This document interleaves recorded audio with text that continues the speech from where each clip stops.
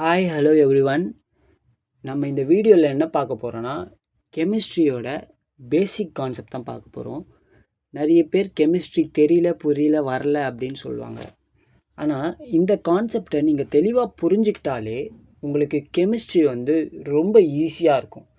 கெமிஸ்ட்ரின்னு மட்டும் இல்லை, எந்த சப்ஜெக்டாக இருந்தாலும் நீங்கள் ஸ்டார்டிங்லேருந்து பார்த்தா தான் உங்களுக்கு புரியுமே.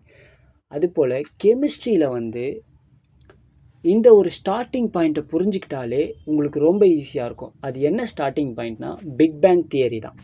பிக் பேங் தியரி நிறைய பேருக்கு தெரியும். தமிழில் பெருவெடிப்பு அப்படின்னு சொல்லுவாங்க. அந்த பெருவெடிப்பில் ஏற்பட்ட எனர்ஜினால் உருவான விஷயங்கள் தான் எல்லாமே. இந்த உலகத்துக்குள்ளே இருக்க விஷயங்கள் எல்லாமே, இந்த உலகத்துக்கு வெளியே இருக்க விஷயங்கள் எல்லாமே, எவ்ரிதிங்.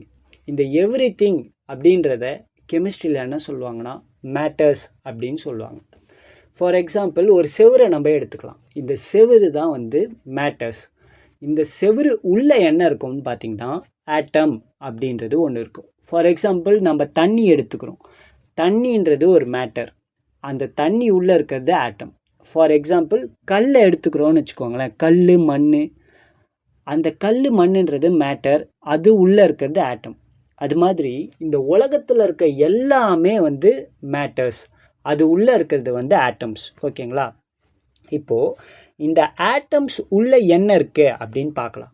இந்த ஆட்டம்ஸ் உள்ள ரெண்டு விஷயம் இருக்குது.